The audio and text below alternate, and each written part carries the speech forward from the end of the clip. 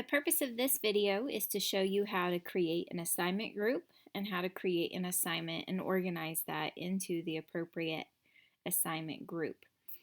So I am in our e-learning playground, just my made up course so that we can play around.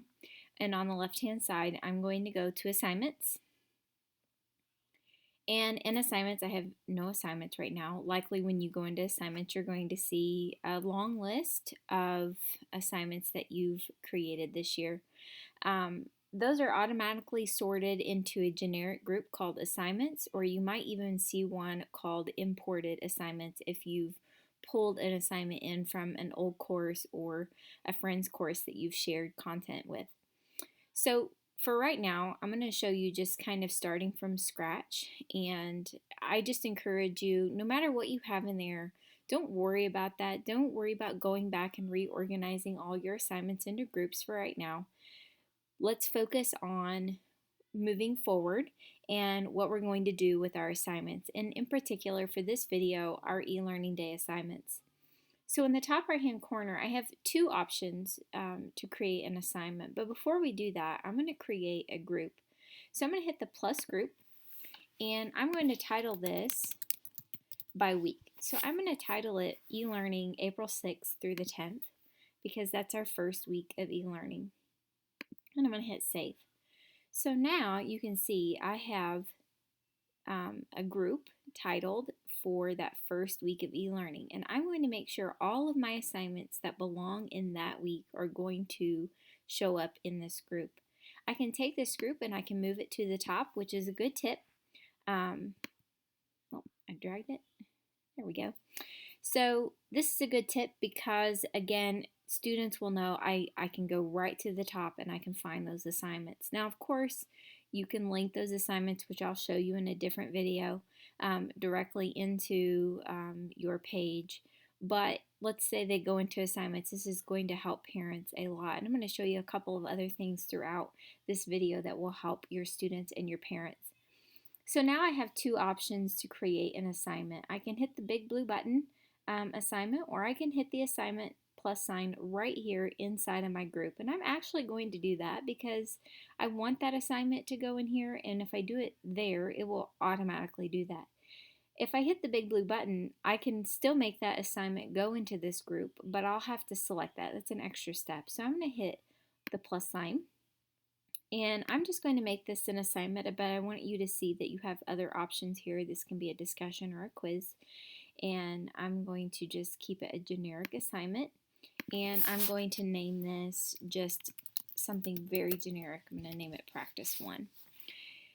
When it comes to due date, it's a good idea to always put a due date on an assignment.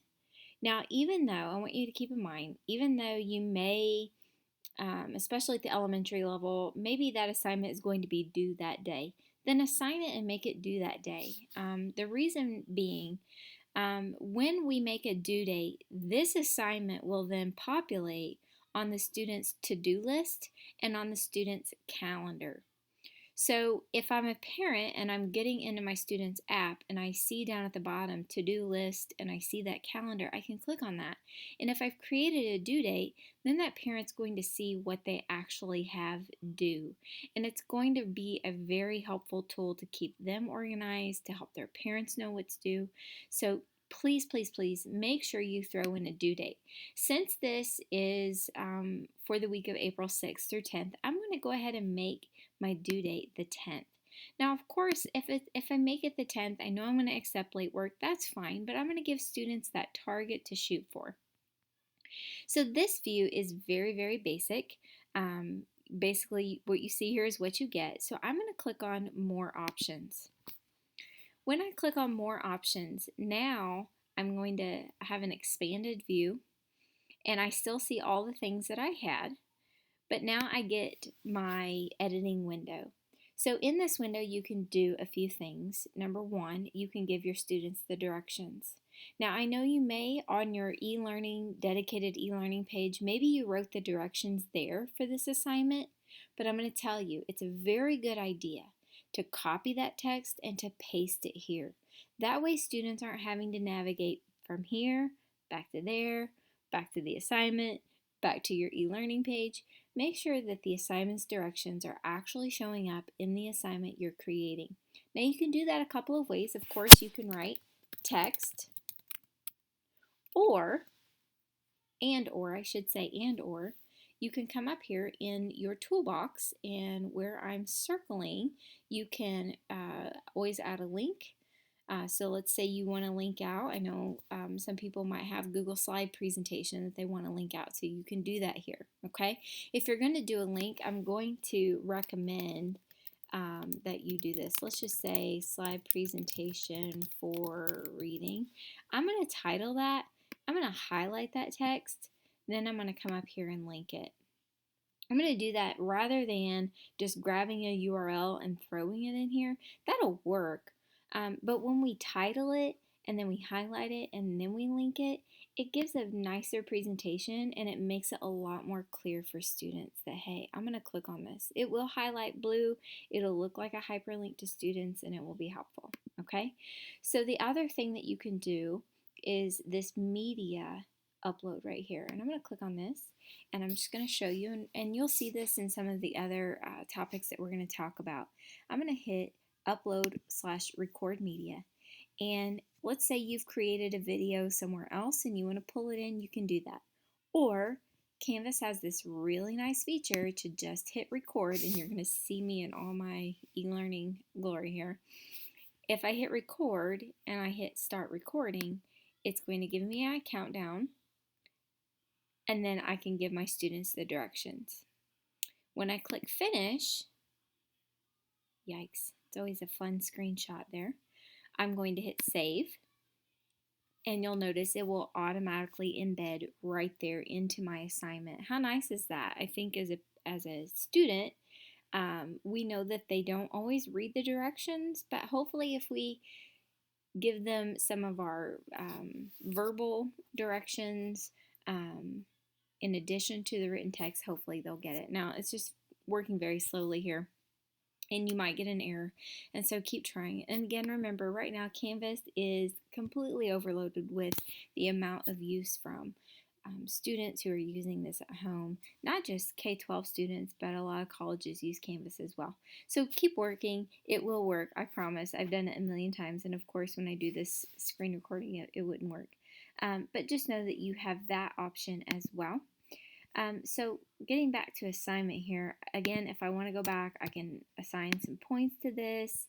I can move the group here if I want to. I can say that this assignment type gets no submission, meaning there's nothing for the students to submit back. Now, most likely, a lot of you are going to have something that they need to submit back. So I'm going to hit online. And when I hit online, here are the online options. I usually just give it the full recording of things that they can do. They can hit back with text or a website URL. So maybe they did a Google Doc and you can put the link there. Maybe they did a media recording, or maybe it's just a file upload, a PDF upload. It's a movie upload. And so they can do that right there. I usually check all four of those because I tend to give my students a lot of choice in their assignments. But definitely make sure that if you're going to expect something turned back in, make sure, because you saw it defaulted to no submission, it's going to go online. If you have it no submission, it will not let students submit. So I'm going to scroll all the way down, and I'm assigning this to everyone that's available in this course. If you had set up groups, you could assign it to different groups. If you're doing some differentiation in here, I'm not going to get into that right now. And you can make this available from a certain time period to a certain time period. I'm not as concerned with that as I am making sure that you do have a due date in here. And of course, down in the bottom right hand corner, we want to hit save and publish. And when that's finished, this is now my created assignment. You'll notice now I have the option, if I want, to go in and add a rubric, right? So if I'm doing a project or I'm having them do a movie and I want to create a little rubric, I can do that then. You don't get that plus rubric until the assignment is created. That's a little confusing sometimes. Notice you can always go back and edit if you need to. But now I'm going to go back to assignments, and you will see that our practice 1 is now falling under this e-learning April 6th through 10th. Let's say you accidentally put it into the wrong group. No worries, I'm going to grab those 8 little dots and I can slide it down into this assignment group if I want to. So just know that if you make a mistake, it's pretty forgiving. You can move it around and do some different things with it. On the right hand side, you'll see the green check mark. That means it is published. If you see this symbol, it means it's not, and you want to make sure that that is green. And right now I have this set to automatically import my grades. If I choose, I can import those into Harmony. I can also select the 3 buttons and I can move it. I can duplicate it. Let's say I don't want to reinvent the wheel. I'm going to do the same kind of assignment for the next day. I'm going to hit duplicate, and look, there's practice 1 copy. I can go in here, I can edit it, and I can just change a few of the things that I want to change. Okay, so that will also help you with less work. And let's say I don't want that, I can just hit delete.